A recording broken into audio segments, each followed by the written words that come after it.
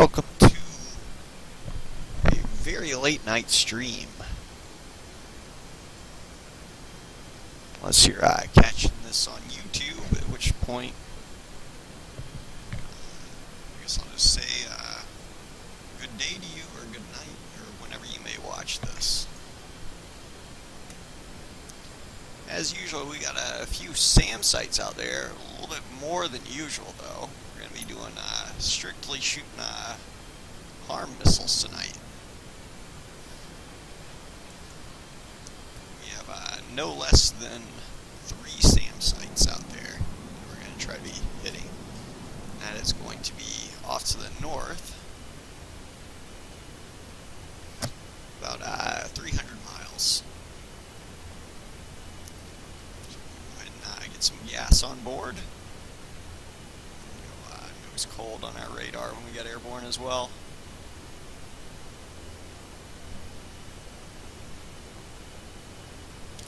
That should be plenty of gas to get there. So it is a little bit longer range than we're usually doing, just with one tank. In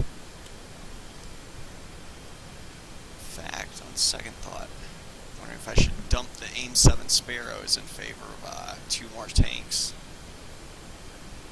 Which I think I'm going to do, actually, being that it's about 200 or 300 nautical miles away.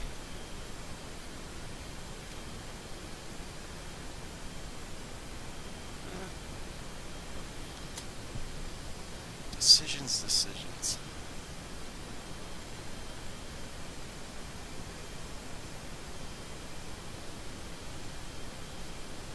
Yeah, hopefully we won't need them, but I think I'm going to go with the extra fuel tanks on board and push these 2 AGM-88s outboard. There we go.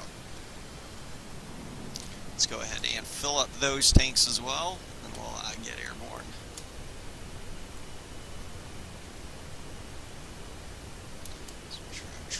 Set. So while we're at it, let's go ahead and tell the tanker to extend its drogue, and we'll also set a realistic value on the end ram speed, or end speed for the catapult.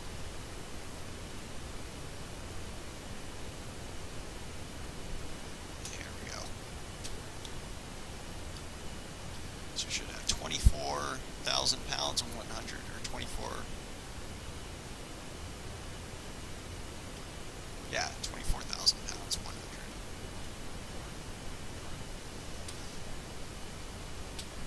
We are going to go ahead and get airborne. Actually, just going to use about first stage burners for this takeoff, just because we're a little bit more lightweight with the harms on board.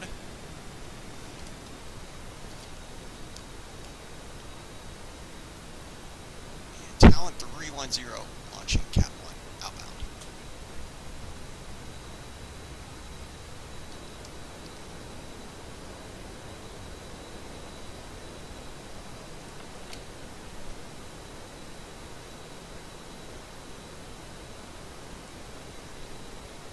Should continue this right turn all the way to the target.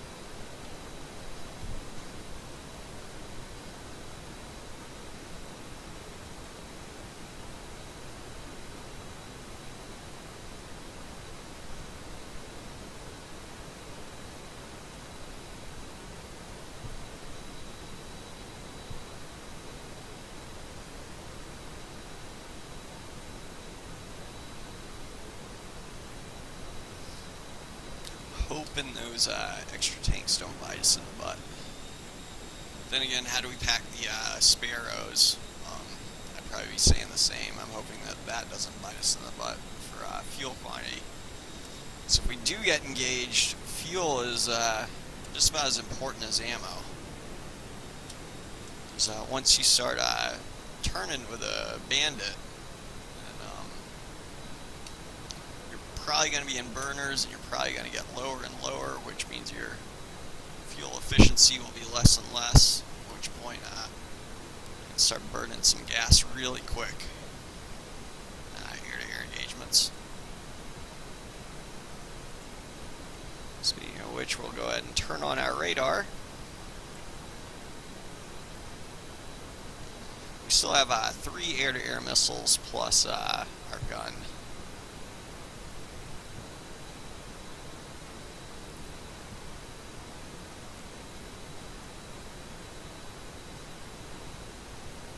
Sucking Kershirgil 9 has joined the game.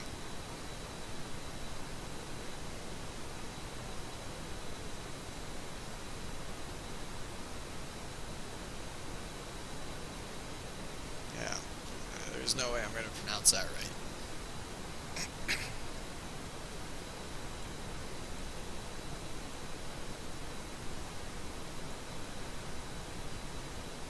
Here's our tanker over there.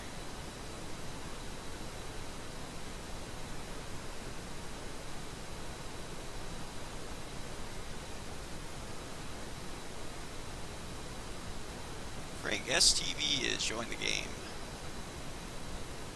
Oh, A is left.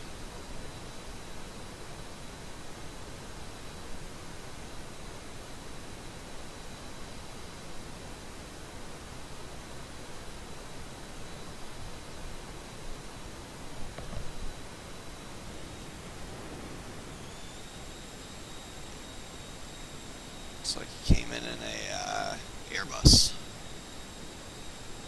Let's see way back there.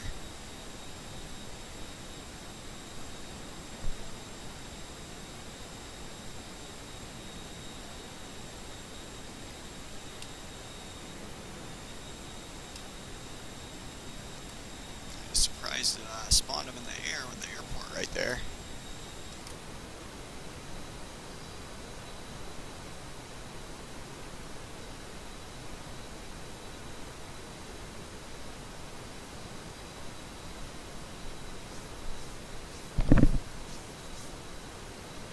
Continue this climb.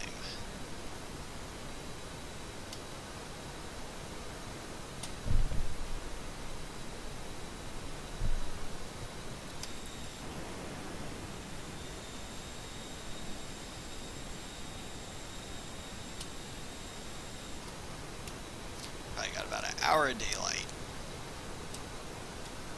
but we will most likely be doing another case 3 recovery tonight. Another night approach. Actually, I'm gonna plug it into minimum burners now.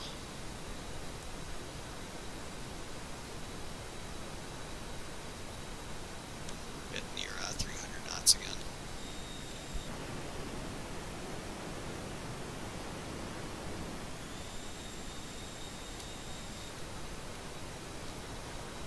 Passed through Angels 18.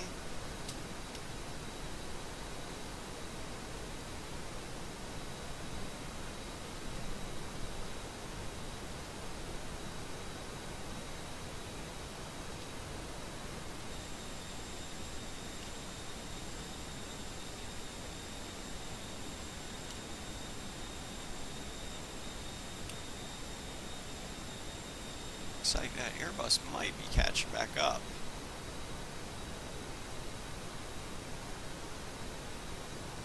We are probably overpowering him on the climb, though. The Airbus is certainly capable of doing 0.65 Mach, but probably not at 4,700 feet per minute, though. Ascent rate, which is what we're at right now. He's probably seeing a Learjet. He's wondering how the heck we're climbing so quick.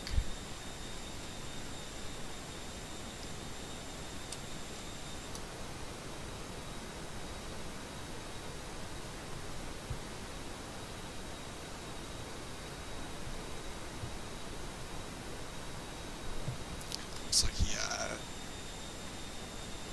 substituted some of his kinetic energy for potential energy. Climbed on up there, but it looks like he's not going to be able to keep up, or he dropped back a little bit. He did that.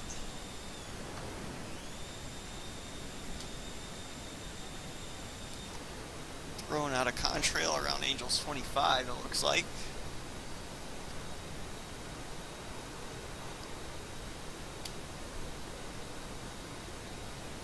Actually going to go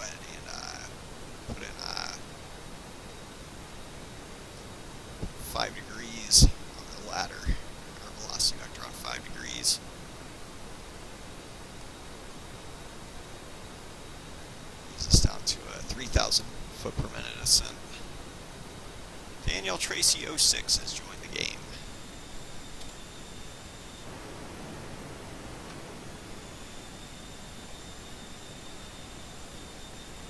And it looks like he fell a little bit far behind. He's left the game.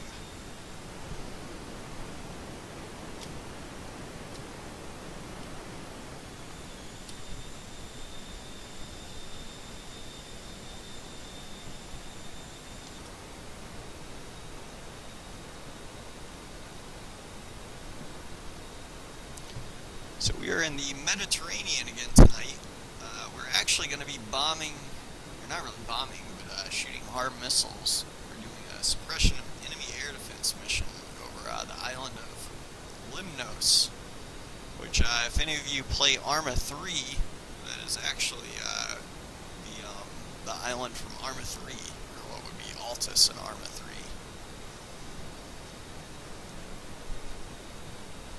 I do believe, though, this island is, like, in real life, and as it's modeled in FSX, I think it's 25% larger than the one in Arma 3. However, the same shape and the mountain ranges and stuff like that are still in roughly the same area. And same with the beaches and everything. Same with most of the towns. If you look at a map of Limnos and a map of Altis and Arma 3, most of the... Of course, the names of the towns aren't the same, but the locations are roughly the same, to scale at least.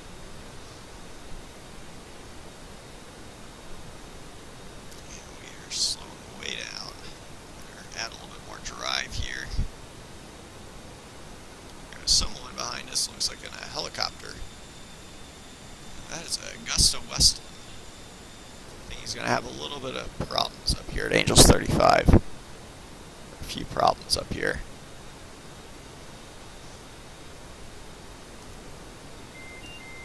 Yeah, I know.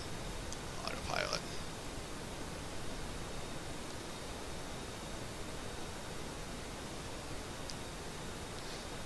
Level off here at Angels 35.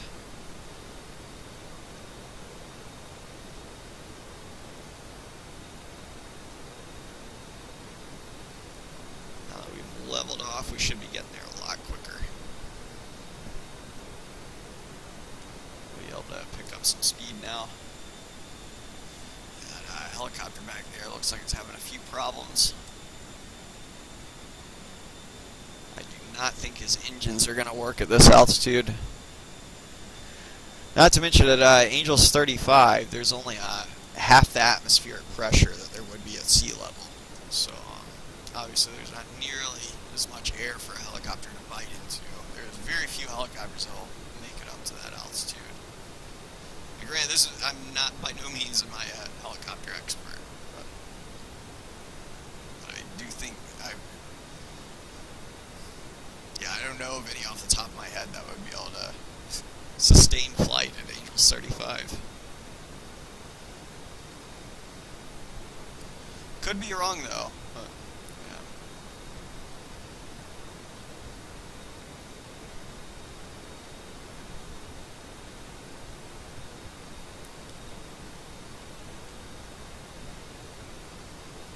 yeah, that would be an interesting thing to Google actually real quick. What is the highest a helicopter has ever been?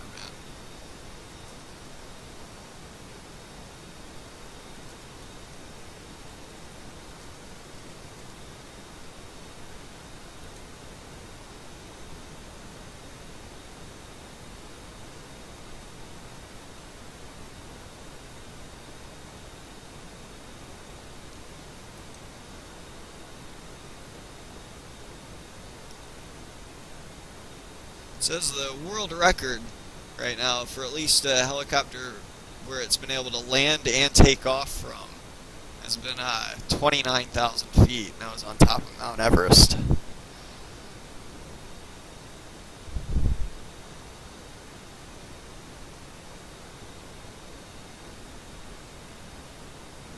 Wait. Alright, that's how high one has ever been landed. The max altitude ever achieved, though, is was done in 1972 at an altitude of 40,820 feet. And it was set by Jean Bollet of France. And he flew a single turboshaft SA-315B Lima, which had been stripped of all necessary equipment to reduce weight. He could have possibly gone higher, but Lima's engine flamed out, which necessitated auto-rotation to the ground and an unintentional additional record, the longest successful auto-rotation.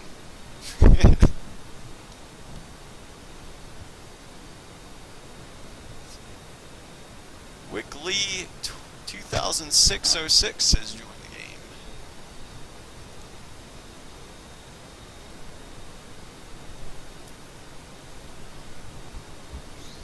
But yeah, I'm very surprised that a helicopter has ever flown at this altitude. And I'm very surprised that he did not get an engine flame out much sooner.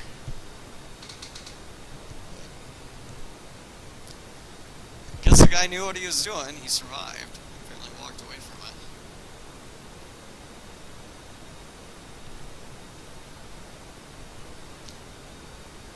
So we're at 0.9 Mach now, about 0.89 Mach. So we're only about 25 minutes out. I am kind of glad I think I brought those extra fuel tanks. I think that was a good decision. Although only time will tell. We haven't even released any ordnance yet.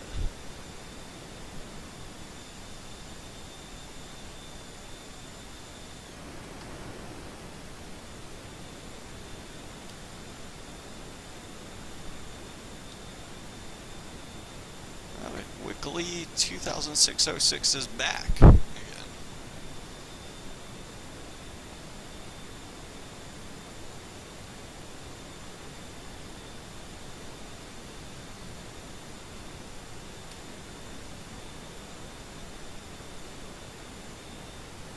So most of these islands down here are owned by Greece, as well as the island that we're flying to go bomb.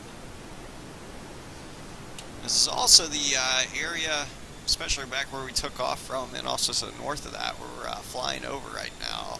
A lot of this is the area where we filmed almost all of, I think the 2012 virtual VFA 115 video. It's on the YouTube channel. That was actually a lot of fun making that. It took, man, that was like a whole year's worth of flying that we essentially just saved FRCs from, and finally were able to put together a pretty good video. Unfortunately, FRCs don't work in Steam Edition. That was a thing of boxed edition that we no longer have. That's really the main reason you don't see a whole lot of really good videos, I think, now for Steam Edition. So they took away, or when FS Recorder was not compatible with Steam version, then really took away our ability to make videos that were or record flights, you know, and then get all the shots that you want afterwards.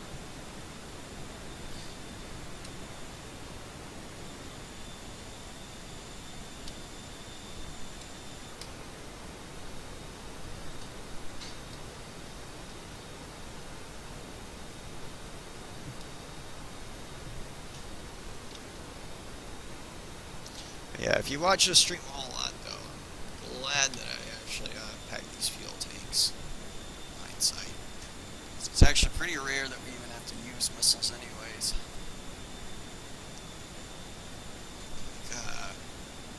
Like 75% of our kills have been with guns.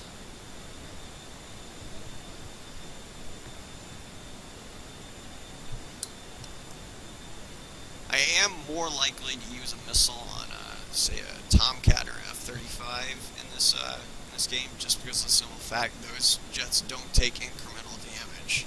Like, it's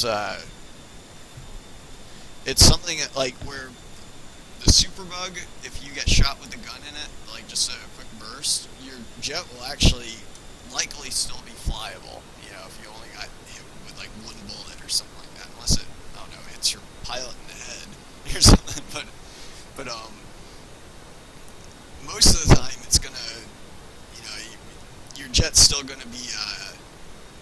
operational somewhat. However, it will take incremental damage, which means that like every time you get shot somewhere, it's going to have system failures in that area of the aircraft.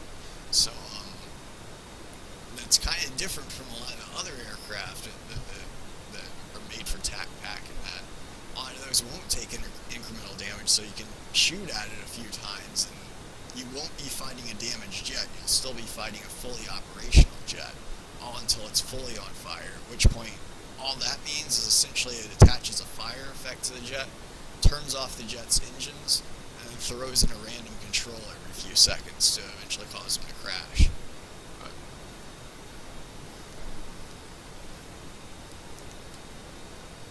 So that would kind of be my reasoning, is because you can, if you're fighting something other than a Superhornet, then and you know it's not going to be able to take incremental damage, and say I only have like 100 gun rounds or something like that, I already know I'm not going to be able to likely finish this guy off, even if I was able to get several good hits on him, with my gun. If that makes any sense.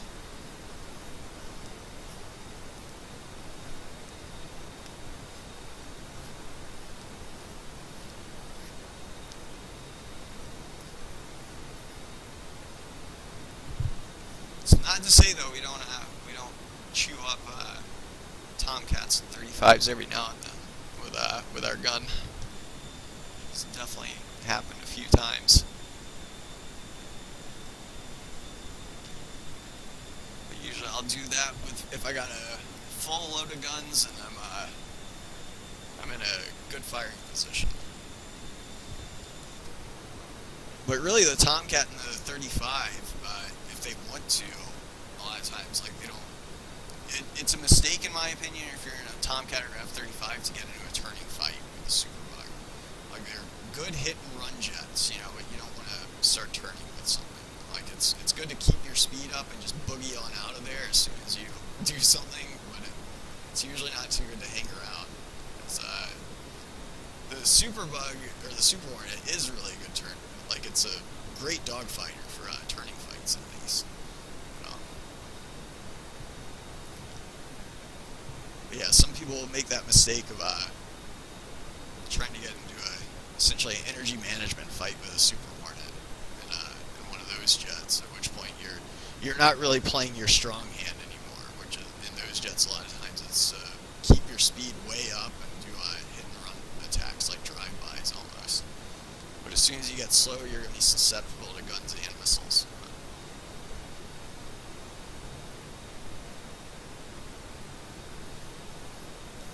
Sometimes you're still going to be susceptible to guns even if you're in a Tomcat going fast. Like, if you're at high altitude, like I can think of one stream that we did a few weeks ago where we chased down a Tomcat and gunned it down. But it was, I guess he wasn't fully aware that we were on a 6 o'clock, but he dove down, but we were actually able to keep up with the dive.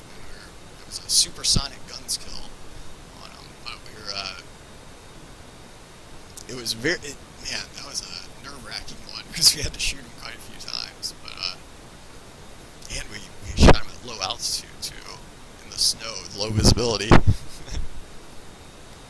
But it is, like I said, if you're in one of those jets, it's probably good to keep your speed up, but after you do a hit-and-run attack, scan your 6 frequently, because you might have gotten picked up by someone.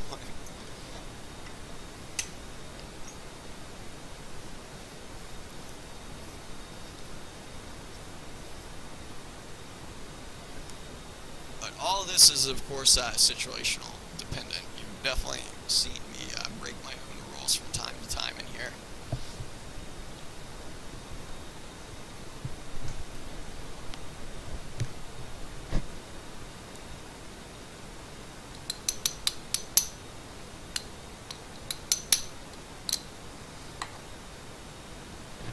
Let's see here.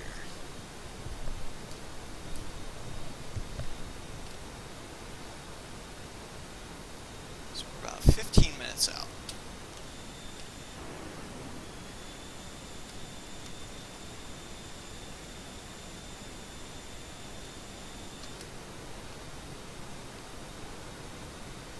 Hopefully we'll get there before the sun totally goes down. I'm kind of wanting to show the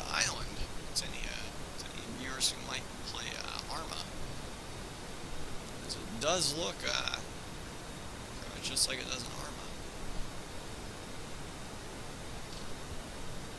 Arma. Excuse me.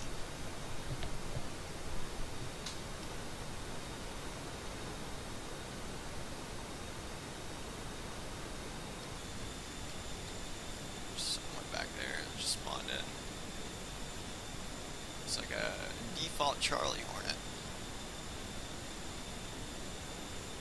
Not a Charlie Hornet, but that's actually an Alpha Hornet if it's default. But I should just say Legacy Hornet.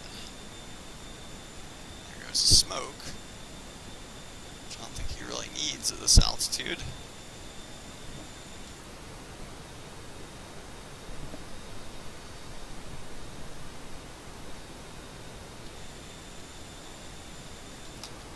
Actually going to increase my speed a little bit, I think.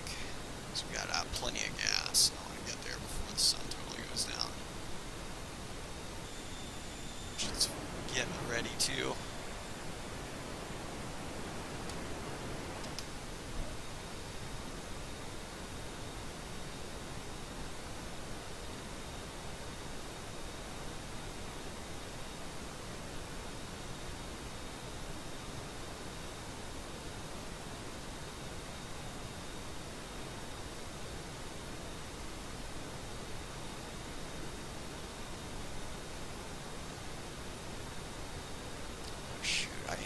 To get low eventually too.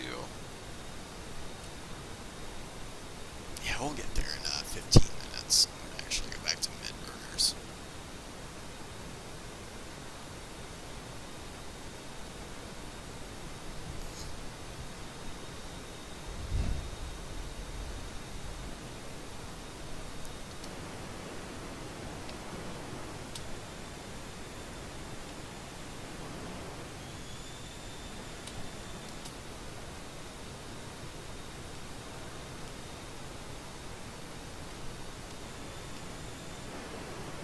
Now, the island of Stratus should also be around here.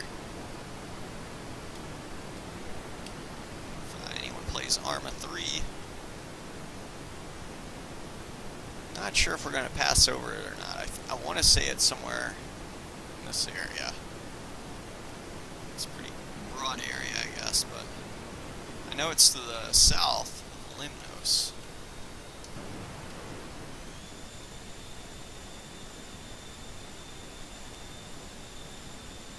There's our default Hornet.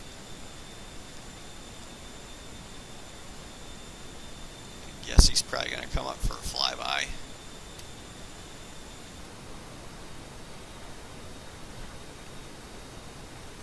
There's another one up there. Oops. He's like a Blue Angels jet.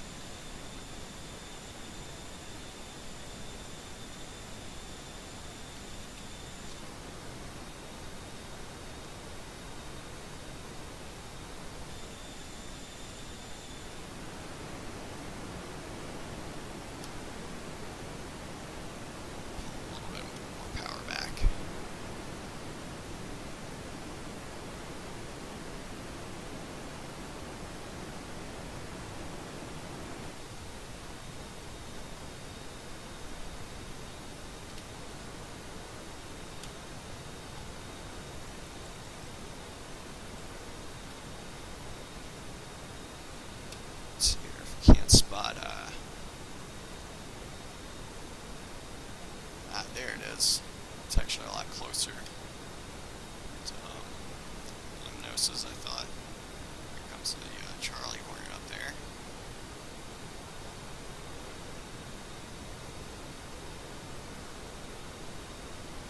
Man, I keep saying Charlie Hornet. Yeah, that is say default Hornet. I need to say that.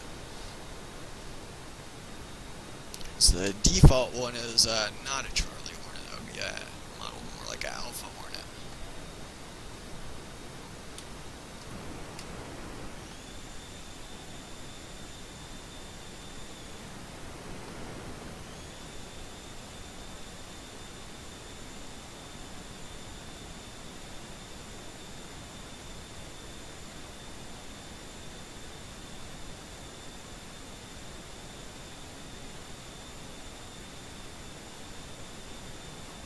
guys doing?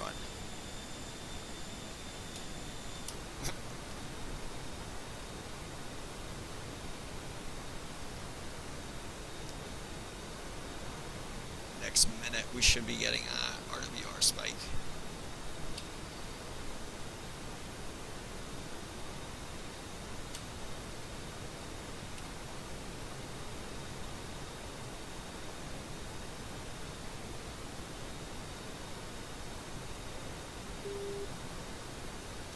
Zero, Spike Sam, 12 o'clock. Spike Sam, 12 o'clock. It's two of them.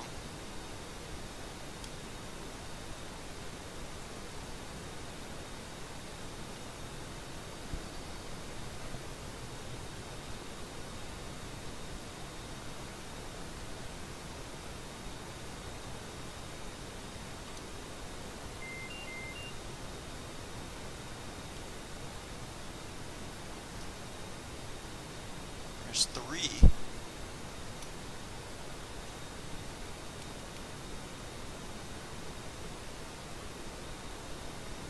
They're all on that island.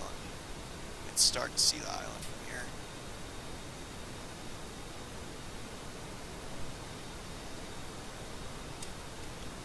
Let's see, same island too that we actually did a stream on, Arma 3. Taking over the island. There's I forget the actual name for that island, but that is what would be Stratus in Arma 3 right there. One just to the north is Altis, which its real name is Limnos Island in Greece, or in the Mediterranean.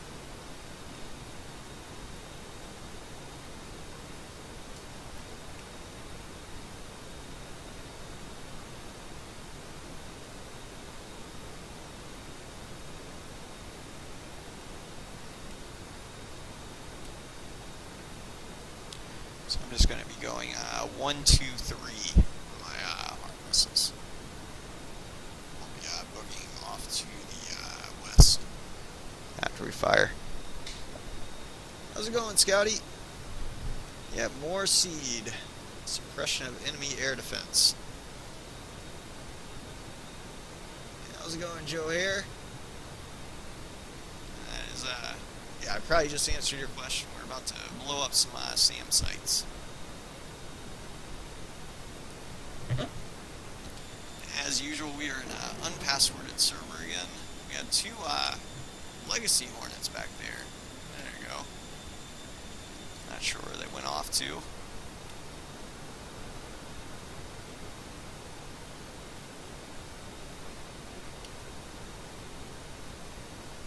going to be firing right about 45 miles, I think.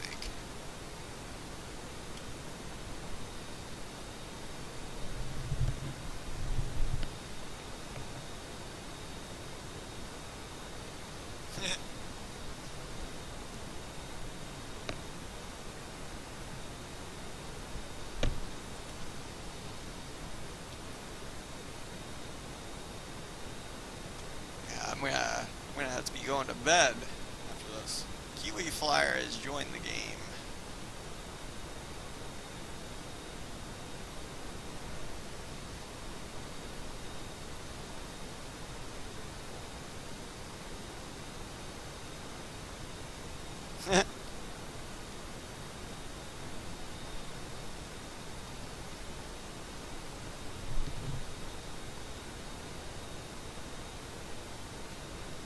Yeah, I finally made the transition to Steam myself. Yeah, luckily it's I think the updated version, it used to have some compatibility. Yeah, it used to have some compatibility issues, but now the updated version is I have still both boxed and Steam installed, and I haven't really noticed any issues. But yeah, the thing is though, is you can find FSX sometimes for Steam for like really cheap around Christmas time usually. They'll sometimes put it on sale for like $5, I think.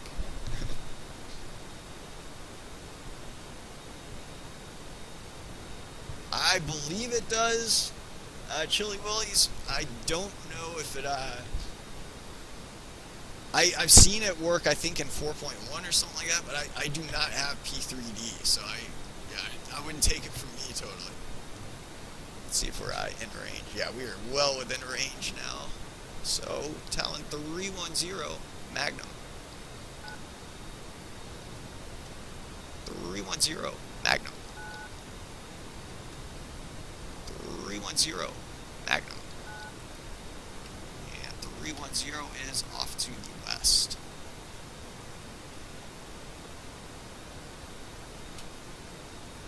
Take a look at some of these harms. Also get a better view of the island. Here's the island of Altis from Arma 3. So that lake is actually filled in, whereas in Arma 3 it's a dry lake bed.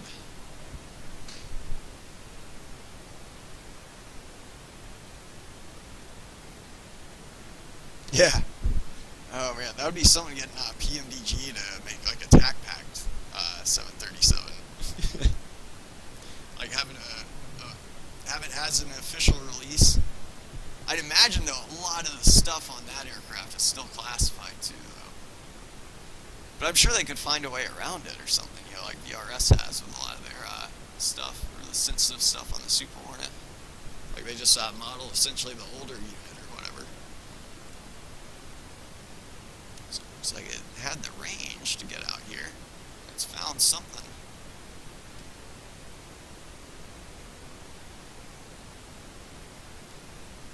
There's a SAM site right there.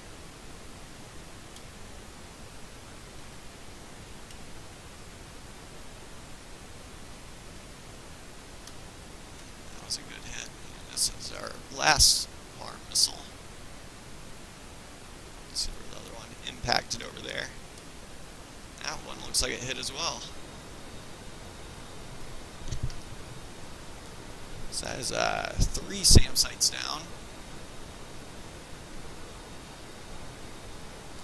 We are all alone in here now.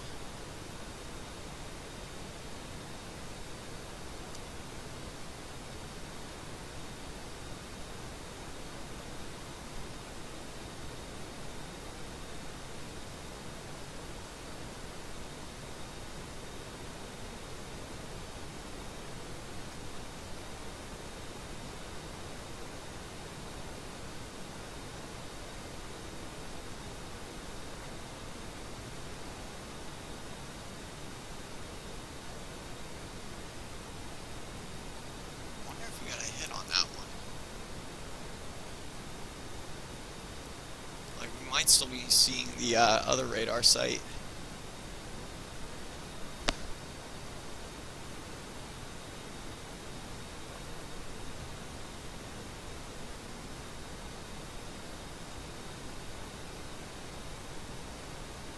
I think I'm going to fire a harm. One last one here in a second.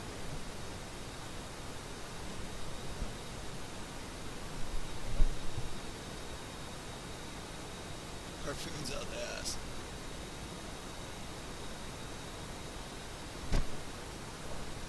Yeah, I wouldn't know what they would what all they could include in their model and whatnot. But yeah, I'm sure they would be able to get away with it. At least like I was saying, in the same way VRS was doing it, I think. There's definitely in real life a lot of classified stuff still on this jet. Oh, that is a active SAM site. So 310 Magnum.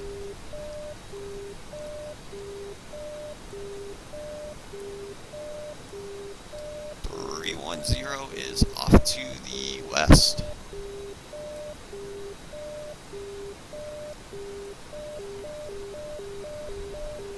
310 is engaged offensive guideline.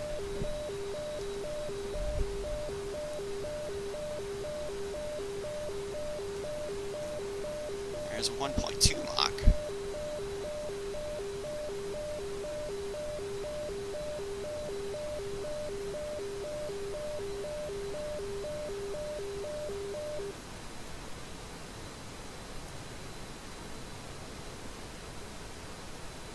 broke contact with the site itself. There's still a missile out there, though. Yeah.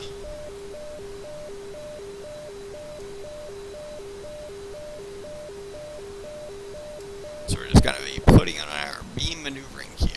So we're going to be going back to the east now.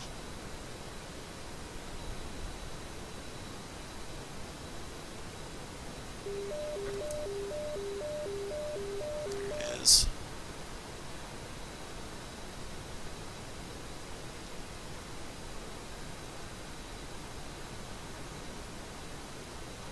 Yeah, we should be good to go.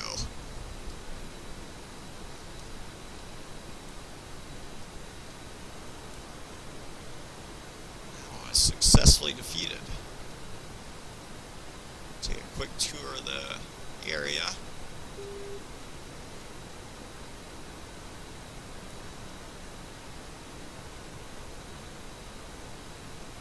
So we got a spike over there.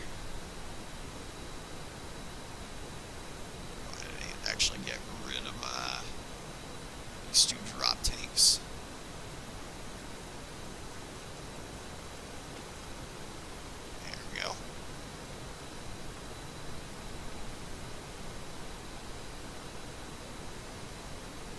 For anyone who plays Arma 3, this is the island of what would be Altis in Arma 3.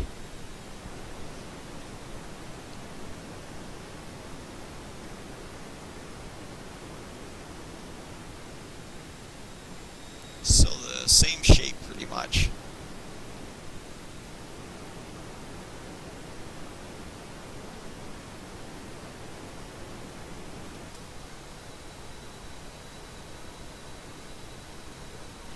Tibia EA6B Prowler. So we're in here.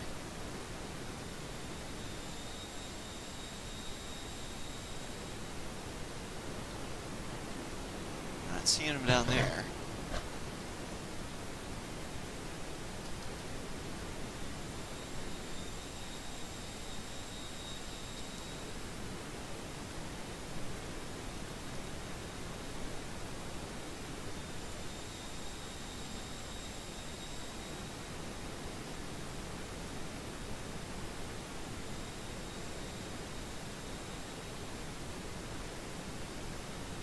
Actually going to go ahead and start climbing back up. Those are flares. We still got 54 flares and 57 chaff on board. Actually going to go to air-to-air mode now. Those are air-to-air radar. So it looks like all ground targets have been destroyed. We'll go ahead and clean up the server, though. So all these guys are no longer a threat.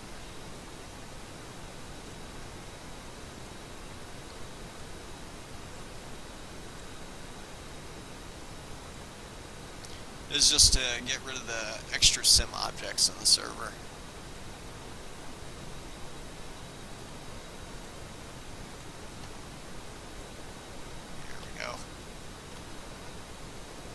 It's good server etiquette to clean up your stuff.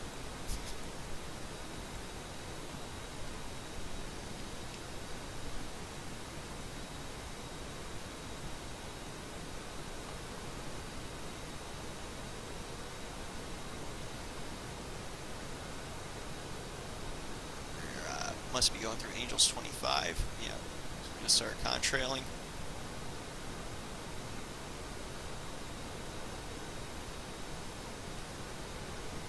That even the airport layout is actually similar to what Arma 3 has.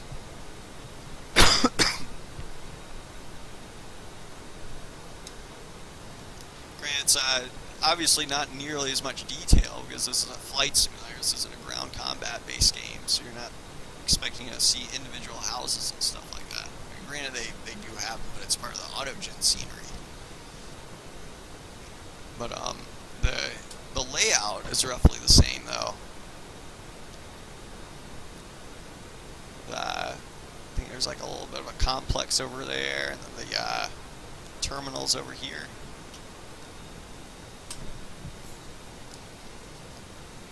Go ahead and start leveling out here.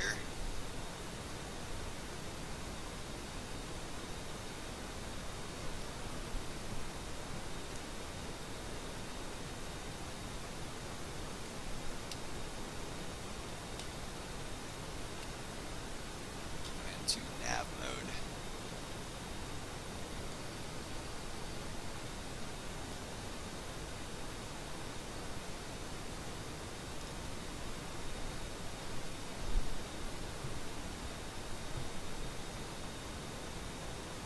My bad. Let me catch back up on chat. Shoot, been neglecting that for a minute after Sam started shooting. Yeah, Mach 3 telephone poles. Not sure what he's thinking. Maybe a radiate unit. That would be Limnos Airport. Or actually, let me get the exact ID for you. So that would be, let's see, LGLM would be the airport ID.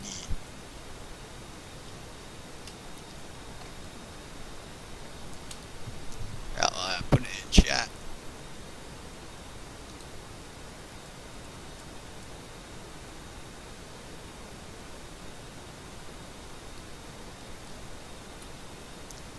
Not really.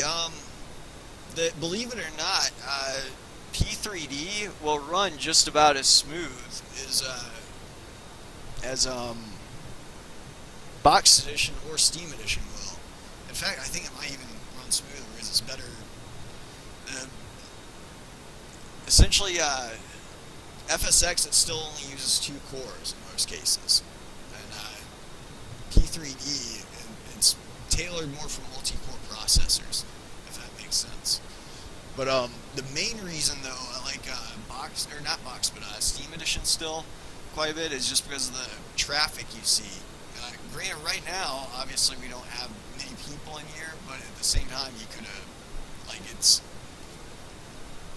it's a much more open environment where you're more likely to run into another player that's also running TACPAC, if that makes sense.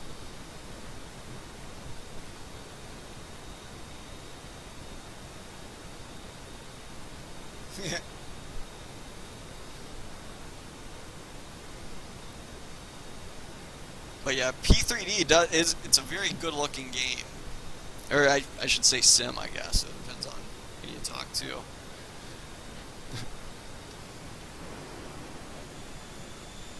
But yeah, it's just that that's one of the issues. The other issue, like, is I fly in a virtual group, for example, and with P3D, if it's going to be updated so frequently, it would require a constant, like, reinvestment, every time they come out with a new version, which is not exactly what we're looking to do. We're kind of wanting everyone on the same sheet of music, if that makes sense. Looks like that is, it's probably the EA6B down there. Probably fly down there and fly formation with him, unless he's coming up here. Oh, we're going Mach 1. I don't know if he's going to be able to catch us. So, I think I'll go back to him.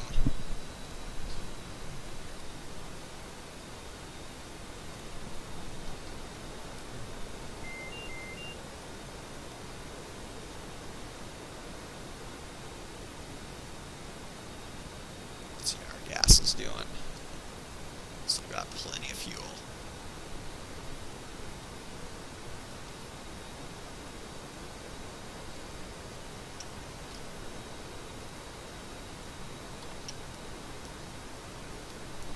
Oh, he's heading away. 33 miles.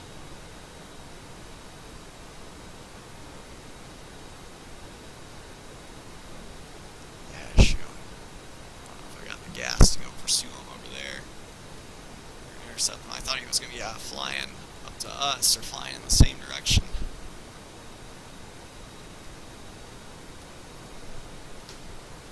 Which that does not appear to be the case.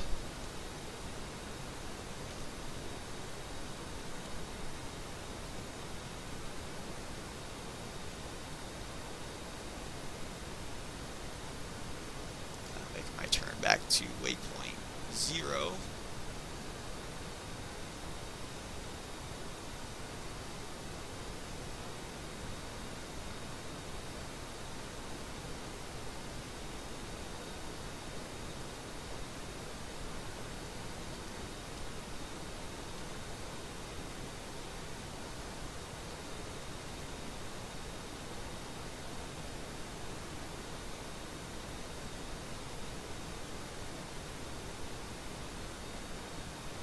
Back to our cruising altitude and a little bit lighter weight from our little expedition behind us. Catch back up on chat.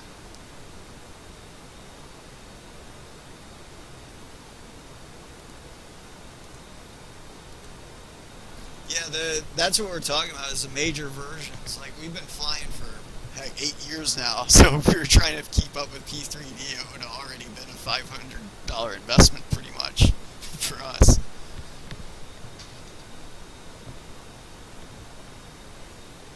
Yeah, not to mention, it's like our group wouldn't have lasted very long if we had gone that route, I guess, if that makes sense. Because eventually those versions are going to, go out of style and whatnot. And some of the group members are going to upgrade. Some of the other guys won't be able to afford it, And usually that's one of the things that can lead to a group not staying together, so to speak.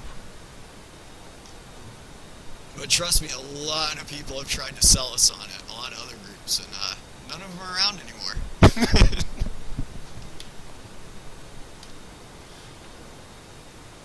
Not saying that we're the most active or anything, but yeah, it's I don't know. I think we went the right route with the Steam edition, just because of how easily accessible it is and everything. Like it's already quite a bit to ask, like for a $60 essentially all the software that you're seeing here would probably be about $65 if you're able to get TAC Pack and Superbug together, and then on top of that you would want to have Steam edition, which you can sometimes find for as low as $5. But that would last you essentially however many years that you're going to play, or there's not going to be any more investments as far as monetary wise beyond that point usually.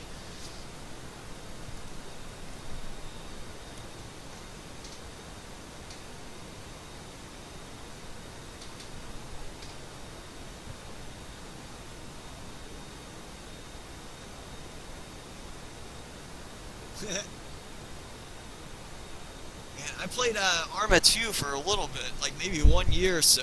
It's funny, I was probably one of the last players of Arma 1. I played Arma 1 all until about like maybe 2 or 3 years ago, like well after Arma 3 had already come out. And then I finally upgraded to Arma 2, played that for like a year, and I loved that for a bit, and then finally made the transition to Arma 3.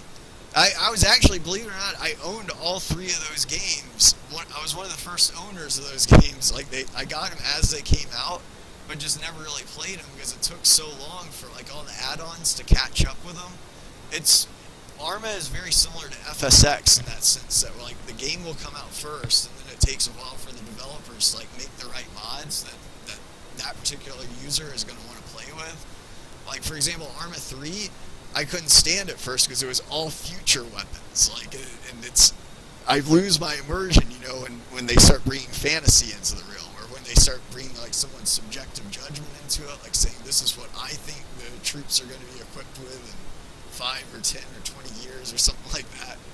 But finally they did have the mod packs and everything that essentially has all the old weapons, and then you can have missions and whatnot, with regular troops, going up against regular troops, no futuristic stuff or no fantasy warfare stuff.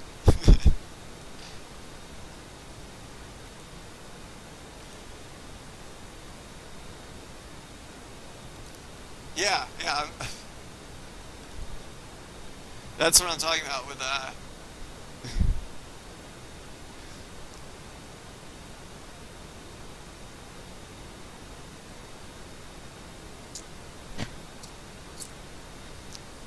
they had a lot of future stuff on there for a while, and then I finally upgraded it, or upgraded my or upgraded to Arma 3 after they had the non-futuristic stuff in it.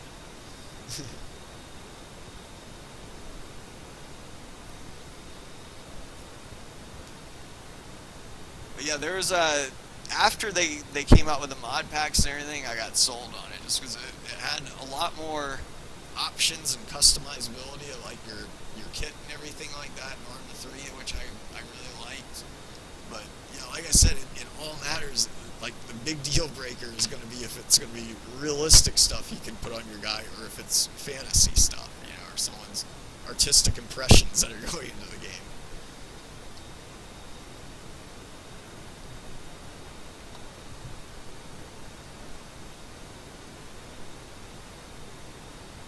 But yeah, that's one of the big reasons I don't even like doing Arma 3 on a lot of the like bigger servers and whatnot, because there's always going to be like future weapons and whatnot,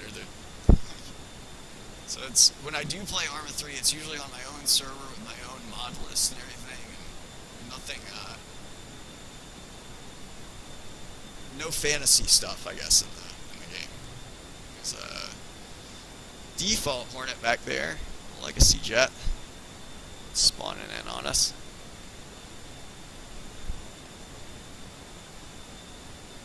Do you guys have TAC Pack F-18E? Yes.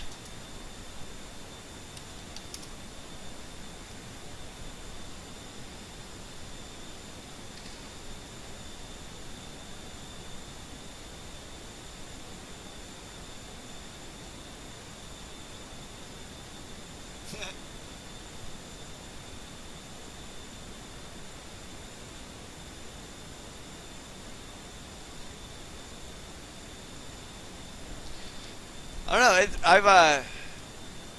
I haven't heard too many bad things about the L85. But, you know, I've actually never shot one, but I remember growing up, I really liked the design because it was bullpup, and I used to really like bullpup rifles. But now I actually prefer just the regular AR-15 style, just with the reload that I'm used to, like dumping a magazine out, and like the muscle memory that I have is I can reload really quick if it's AR style. But I'd imagine bullpup would take a little bit of different kind of training that I haven't done. I don't know if it would be as fast. Yeah. Looks like this guy is going to just keep on spawning on us.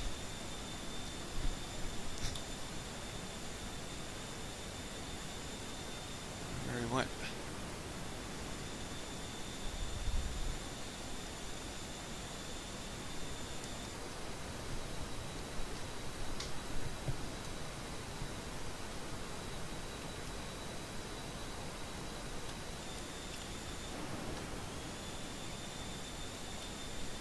Let's see, so we're 170 miles out now.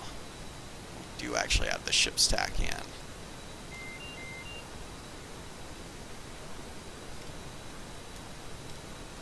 .8, plenty of gas.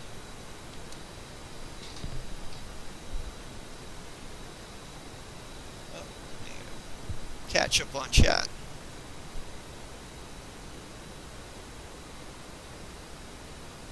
Huh. No kidding.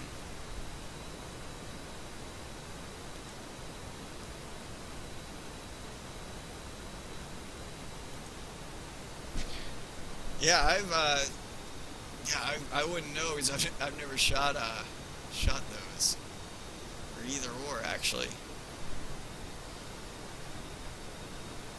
I am a big fan of the 5.56 though versus the 7.62.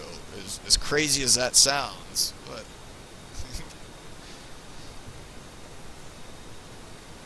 but yeah, I know like a lot of people before I joined the military. One of the things I was always under the impression of was that the AK-47 or the AKM or whatever you want to call it, it shoots a 7.62 by 39 round. It's really powerful and the gun never jams and everything. But after after shooting quite a bit of AKs and of course serving with a issued M4 and M16 and whatnot, then I obviously own my own personal one. I'd have to completely disagree with all the I guess all the prejudices that I've heard against the M4 or M16 platform. But I obviously I have no experience with the L82 or L85, excuse me.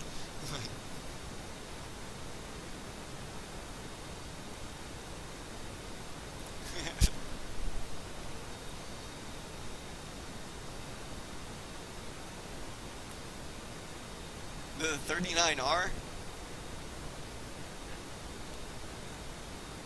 Oh, you're talking about for the 7.62 by 39. Yeah.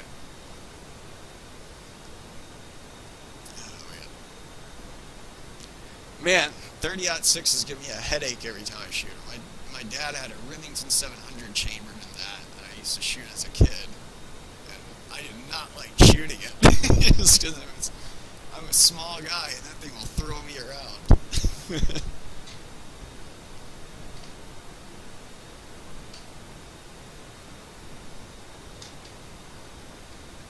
But yeah, that's actually my big reason for liking 5.56 so much, is because it's I can pack so many magazines on myself. Like for the same amount of real estate, I can always pack more magazines, or I can carry more ammo, more shots for the same amount of weight, essentially.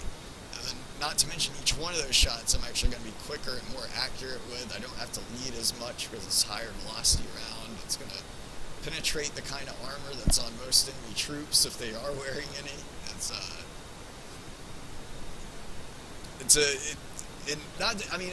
a very it will mess up a person quite a bit if you get hit by it. But that's not to say a 7.62 won't do this, mess someone up as well. Of course, it depends on a lot of different variables, like if it hits a bone, or if it's soft tissue, or if it just grazes them, like the aspect of the shot, the range of the shot.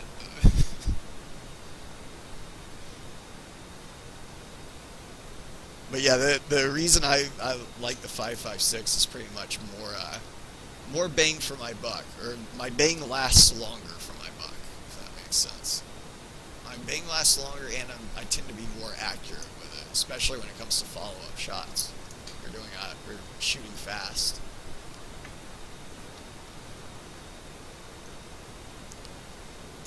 Oh, is crash shutting? Yes.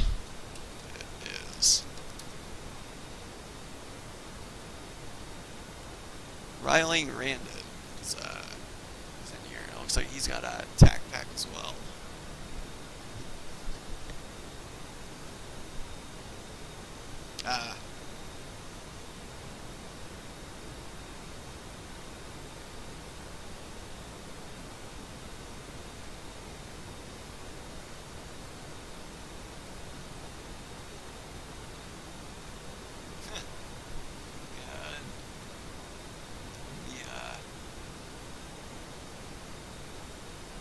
Spent casing is not a fun kind of jam.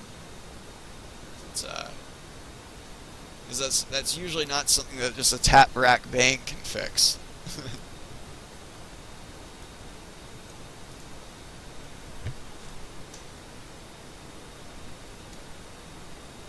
Rooster has left the game.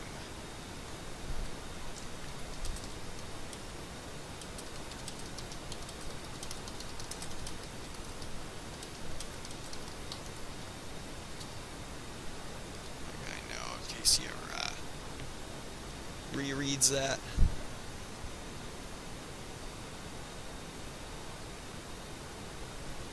$140 miles out. 145 about 15 minutes.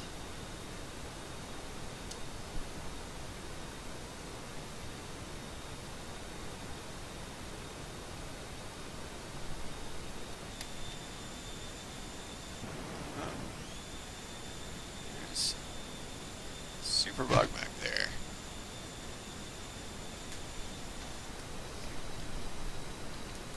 Should I be offset to the left just a little bit?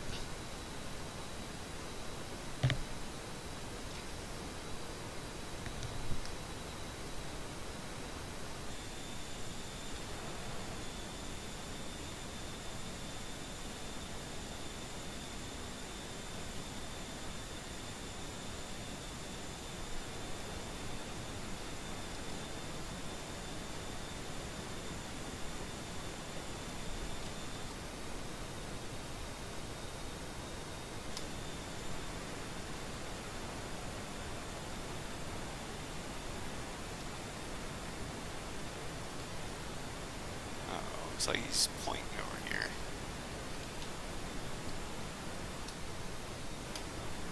Don't see any radar spike from him.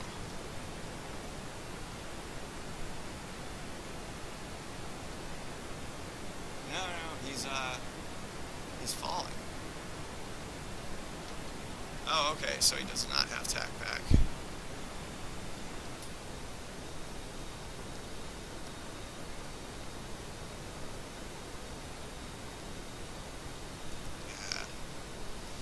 Yeah. If he slews, that tells us he does not have tack back on.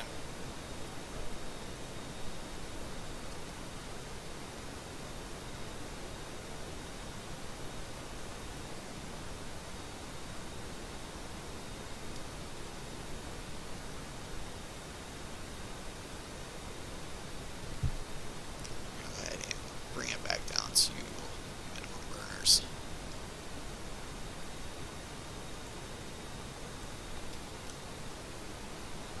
See how much gas we're expected to have when we get there. 9,500.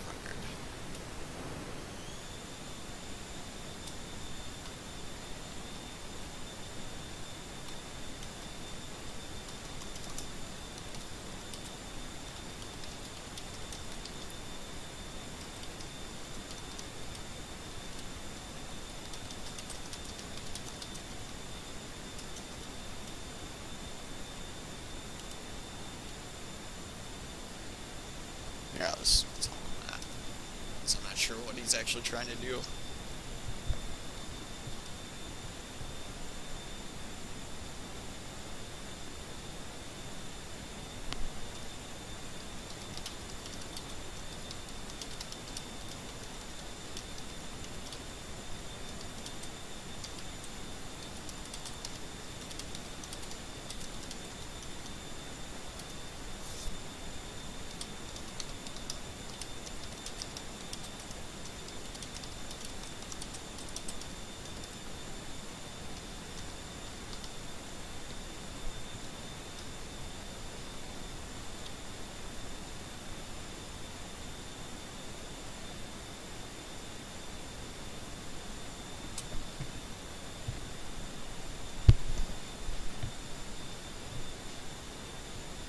Later, Scouty. Thanks for keeping me company, man. Yeah, I'll try to be back up again tomorrow during prime time hours. Hopefully a little bit earlier. But yeah, if you ever get a freaking Steam edition, let me know, and definitely use like a Hawkeye or something like that. Even if you don't have tack pack, I could do a escort or something like that for you. You wouldn't have to worry about getting shot at too, because nothing could hurt you.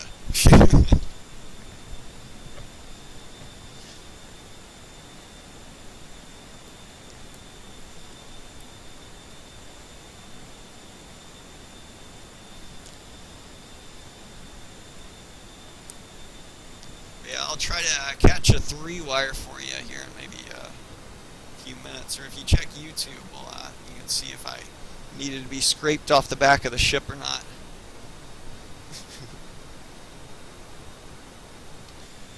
Later, man.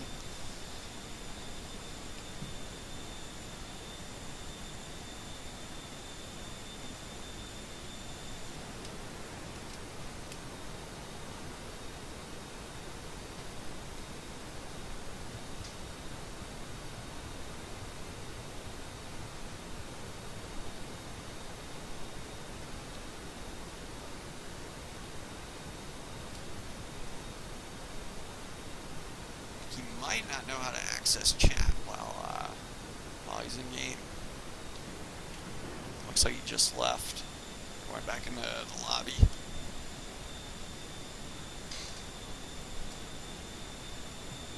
It is. Dino's S3 is tack pack. I actually got a video strike. We actually did a successful strike with that one. We failed our strike with F-35, but we succeeded with the S3 in taking out a SAM site.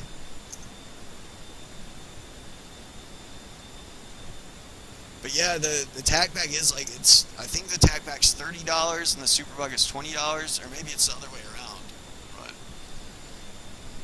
yeah, it would be like if you didn't get the superbug, it would be like a $25 to $35 investment.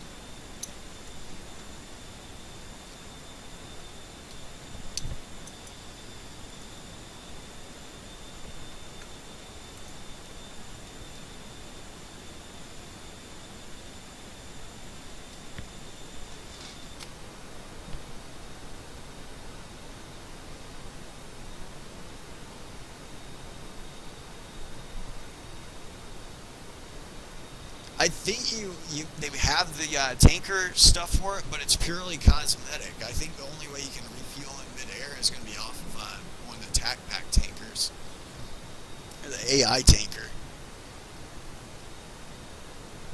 Grand though, it would be fun to fly with it.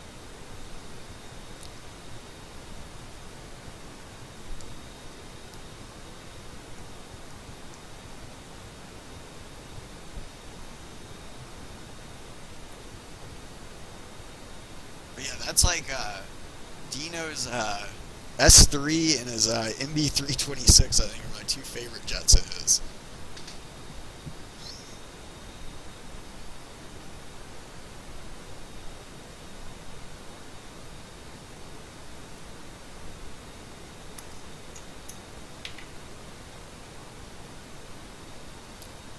We're about 80 miles out. I'm about to start the descent here in a few. Oscar J. Griffiths has entered the game.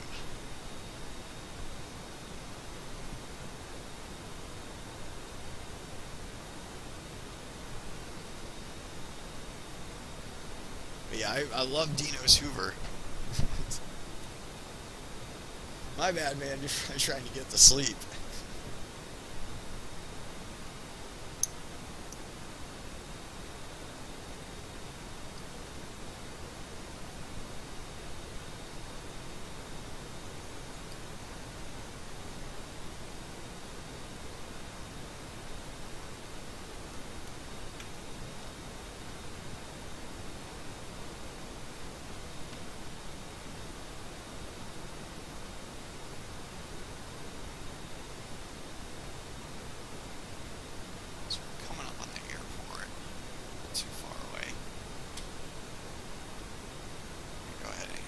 Expected final bearing for the ship.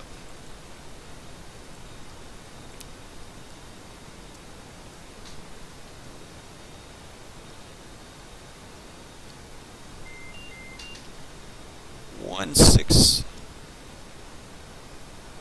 167 degrees we're going to be using.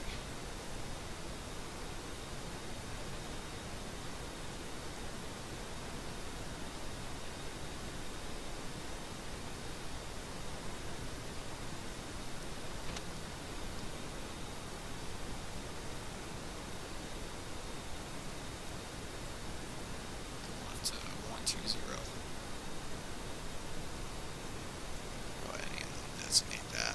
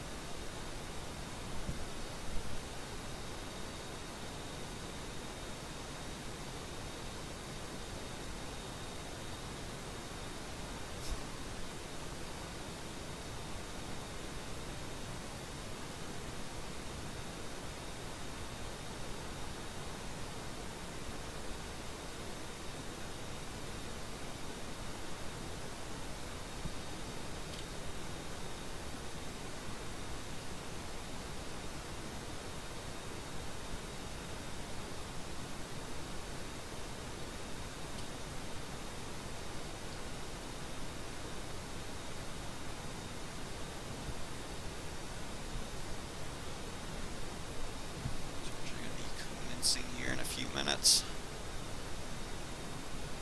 Bring it out of burners. Damn, we're still over maximum trap weight.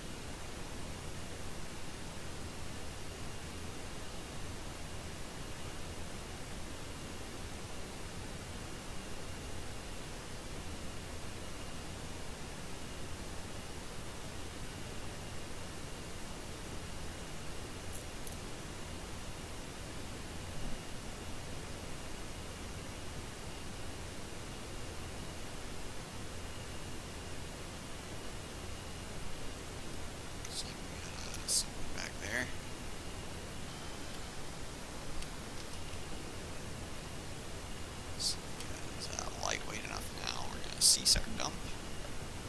Passing through our transition altitude of 18.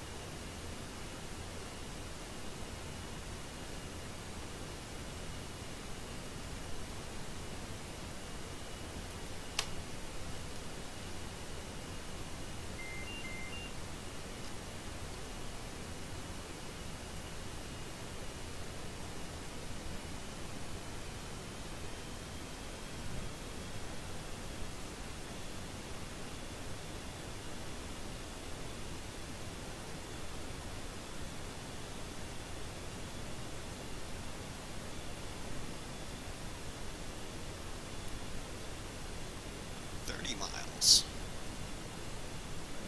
Almost home.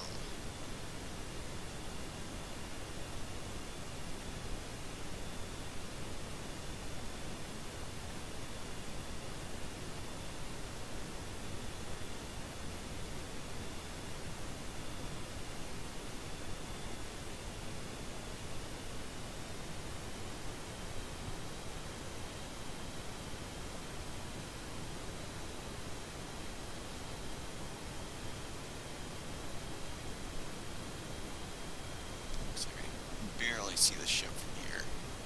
5 miles out. There it is.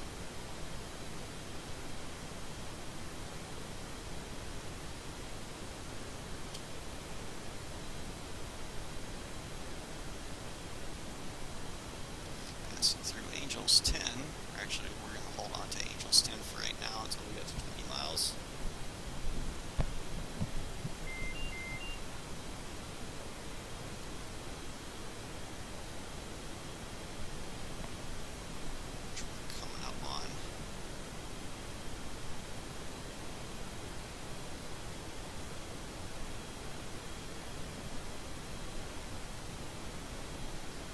There's that default Hornet that's back there.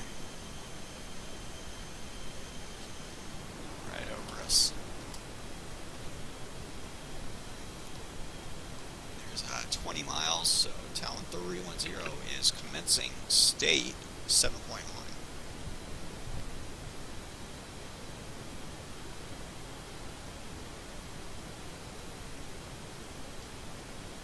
We're hooked down now.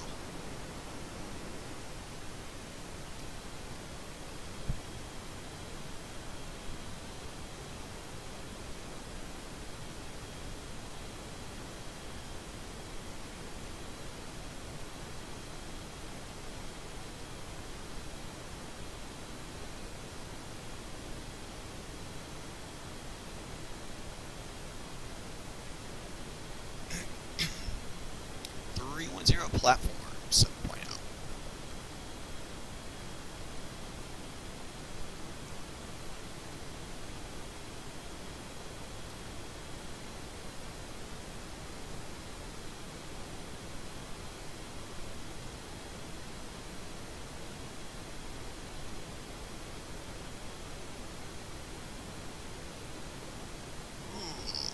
That was a hit. Smacked right into the water right there. We're looking for 1200 feet. We overshot it a little bit. There we go. 310 is 8 miles. Needles. Fly left, fly up.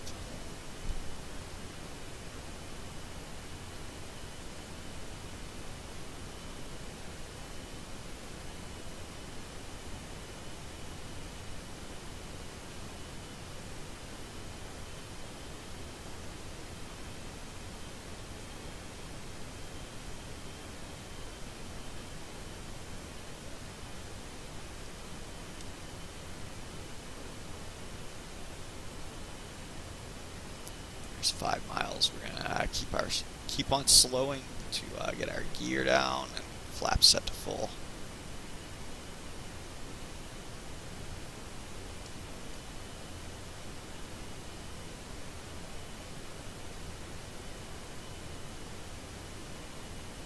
There's 250.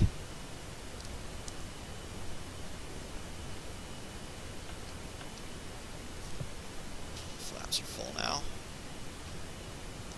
There's the glide slope. Let's take a look at our fuel state one more time. 6.9.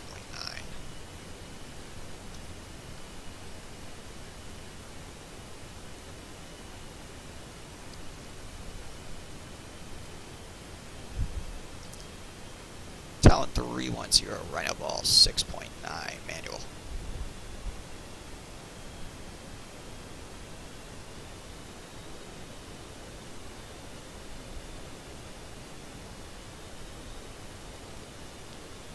Little right for lineup.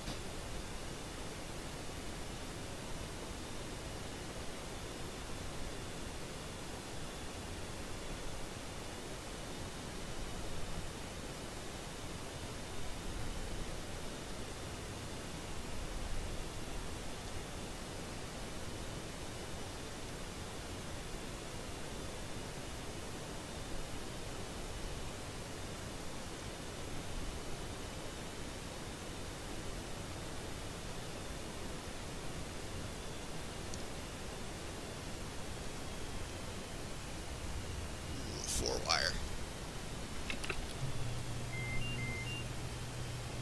Well, darn, Scouty, if you're watching this, I did not catch 3-wire for you.